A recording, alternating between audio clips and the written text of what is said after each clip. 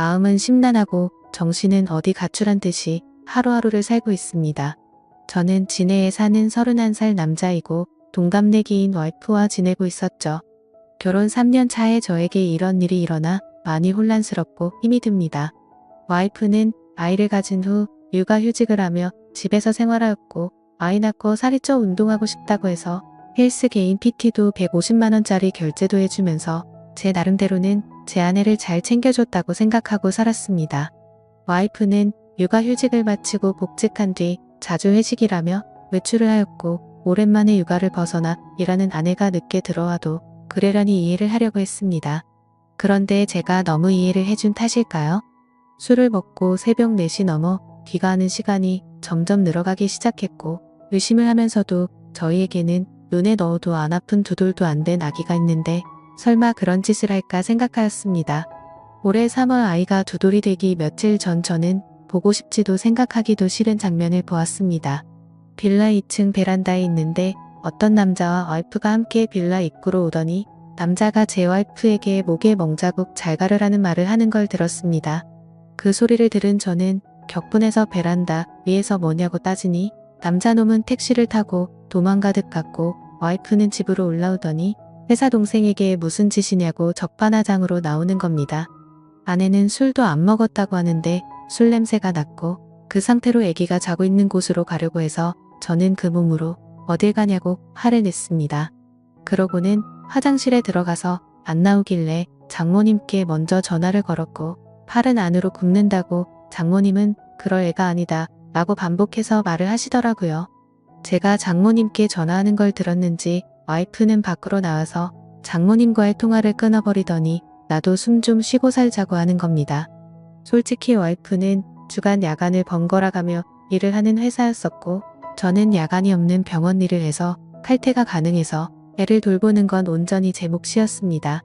저는 5시 반 퇴근이라 어린이집에서 애를 데려오는 것도 제가 했고 집에 데려와 애를 씻기는 것도 밥을 먹이는 것, 재우는 것 그 모든 걸 제가 다 했습니다. 힘들지 않았다면 거짓말이겠지만 애를 제대로 돌보지 않는 아내에게 이교대하니까 힘들겠지 하면서 제가 다 했습니다. 와이프는 간혹 저와 함께 쉬는 날이면 2살인 애한테 계속 TV를 보여주며 혼자 놀게 두었고 와이프는 핸드폰만 만지작 거리는 게 일수였습니다. 술 먹고 들어온 그날 저와 말다툼을 하고 와이프는 집을 나갔고 그날 집에 들어오지 않았습니다. 나중에 알고 보니 회사 근처 숙박업소로 갔더군요. 다음 날 아침에 얼마 전에 사줬던 와이프 차 안에 있던 블랙박스를 보니 가관이더군요. 며칠 전 봤던 그 남자와의 대화 녹음이었는데 누가 들어도 연인처럼 대화를 주고받더라고요. 손이 부들부들 떨리고 화가 나서 도저히 참을 수가 없었습니다. 그래서 저는 곧장 처가에 제가 본 영상 내용 다 말하고 장모님은 그제서야 용서해달라고 했지만 저는 용서할 자신이 없었습니다. 더 황당한 건 그 소식을 듣고 나중에 아내한테서 전화가 오더니 어떻게 할 건데? 라고 묻더군요. 그 전부터 저한테 바람피면 이혼이다. 라고 말한 여자였기에 이혼이다. 네가 한 짓은 간통이다. 뭐가 그리 떳떳하게 말하냐라고 했더니 간통죄 없어졌다고 뻔뻔하게 말하더군요. 그래서 저는 더 이상 이 여자와 살면 안 되겠다는 생각에 애기 데리고 나와 현재 본가로 들어와서 살고 있습니다. 이혼 준비하면서 와이프에 대해 이리저리 알아보니 대단하더군요. 전 직장에서 양다리 걸치고 그중 한 남자한테는 몇 100만원 빌린 뒤에 잠수 타버리고 대부업에 손 대서 추심 들어올 뻔한 적도 있고 그랬다더군요. 도대체 왜 결혼 전에 그걸 알아볼 생각을 못했을까 후회도 되었고 결혼 전에 알았다면 얼마나 좋았을까 싶었습니다. 그리고 와이프가 만나는 남자에 대해서도 녹음된 이야기를 들어보니 작년에 군대 전역한 젊은 놈이더라고요. 그놈은 뭐가 좋다고 유부녀랑 놀아났는지 참 어이가 없습니다. 심지어 녹음된 날짜들을 보면 아이 영유아 건강검진, 예방접종을 예약한 날도 그놈과 먹고 노느라고 가지 않았습니다. 아이 태아 보험료도 1년 내고 그 다음 아예 넣지를 않아 실효되었더군요. 저는 알아서 잘 넣고 있는 줄만 알았습니다. 와이프는 저에게 정확한 월급에 대해 이야기를 해준 적이 없어 거의 생활비는 제 카드로 결제를 했던 상황이라 와이프의 카드 내용을 제가 잘 몰랐습니다. 그런데 그제서야 와이프의 카드 결제 내역을 보니 정말 한숨만 나오더군요. 한 달에 월 250만 원은 넘게 쓰고 있었고 벌써 카드 한도 초과까지 썼더라고요. 그런데도 그놈 자취하는 곳 주위에서 이불집에서 74만 원치를 긁었더군요. 무슨 같이 살림 차릴 생각인지 생각조차 하기가 싫었습니다. 아무튼 그 여자 빚 때문에 협의 이혼하고 있습니다. 복수하고 싶은데 명예훼손이니 뭐니 피해자를 위한 법은 없더라고요. 회사에 이것들 이름 다 까발리고 싶지만 제게는 아이가 있기에 제가 범죄자가 되면 안 될 것 같아 참고 있습니다. 아이는 엄마의 정을 받고 자라지 않아 다행인지 엄마를 찾지 않고 잘 지내고 있습니다. 왜 가해자들은 저렇게 웃으면서 지내는데 피해자인 제가 이렇게 힘들어야 하나요? 대한민국 법은 가해자를 위한 법인 것 같습니다.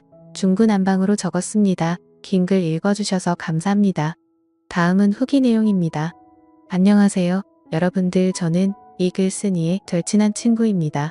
친구에게 양해를 구해 계정을 빌려서 작성을 하고 있습니다. 제가 목격한 사실들을 얘기하기 위해서입니다.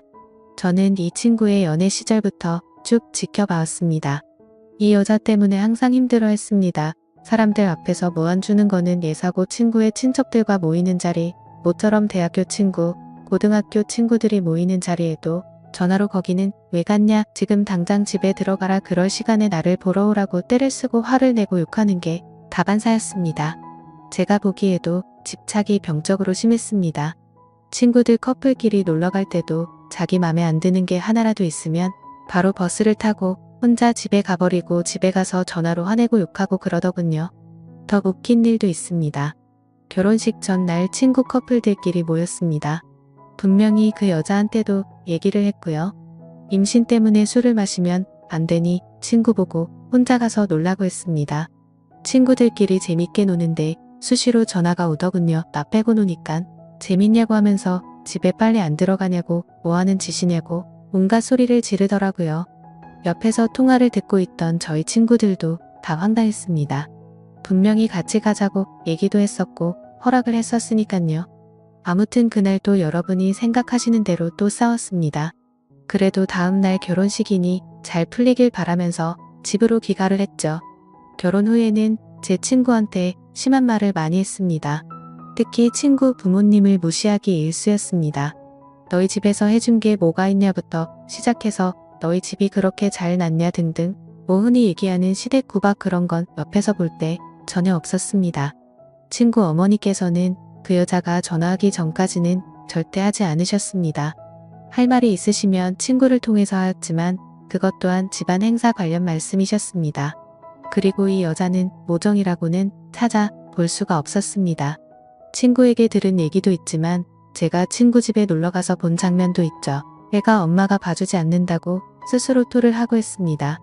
심지어 막 걷고 뛰기 시작할 때 거실에서 뛰며 잘 놀고 있는 애를 주위에 장난감이 많이 널브러져 있는 상황임에도 전혀 신경도 쓰지 않는 것 같아 보였고, 애가 침대에서 떨어져 피가 나도 뭐 이 정도면 괜찮다 하면서 그냥 TV 보러 가더군요. 참, 이게 엄마라는 사람이 할 짓인지 싶었습니다. 불륜 이후 친구가 많이 힘들어할까봐 제가 계속 붙어 있었습니다. 그 당시 친구의 눈은 거의 돌기 직전이었으니깐요. 혹시나 사고를 칠까봐 혼자 둘 수가 없겠더라고요. 위에 친구가 작성한 글에도 있지만 그 사건 다음날 전화가 왔습니다. 예, 그때 제가 옆에서 다 들었죠. 간통죄 없어졌다. 갈 때까지 가보자. 오히려 적반하장으로 그 여자가 먼저 이혼 조건을 걸더군요. 그리고 이틀 후 법원에서 만났습니다. 친구는 도저히 혼자 갈 자신이 없다고 하면서 같이 동행해달라고 부탁을 해서였죠. 처음에는 친구 혼자 법원에 들어갔다가 주차장에서 기다리고 있는 저한테 전화가 와서 같이 있어달라고 하더군요. 무슨 일이지 싶어서 가봤습니다. 이 여자 정말 대단하더군요. 껌을 짝짝 씹으면서 본인이 먼저 조건을 제시했으면서 이제 와서 말을 다 바꾸더군요. 법원에서 어디선가 상담을 받고 온 듯 했습니다. 어찌 그리 뻔뻔하던지 도저히 참지 못하고 제가 법원에서 짜증까지 냈습니다. 오히려 친구는 차분해졌으나 제가 눈이 돌았어서 친구가 오히려 저를 말렸습니다. 작성하다 보니 다시 화가 날 정도로 상종 못할 인간이었죠. 제 친구 정말 많이 힘들어했습니다. 본인 일 아니라고 쉽게 말하시는 분들 익명이라고 그러지 않으셨으면 좋겠습니다. 제 친구에게 많은 격려와 위로 부탁드립니다. 감사합니다.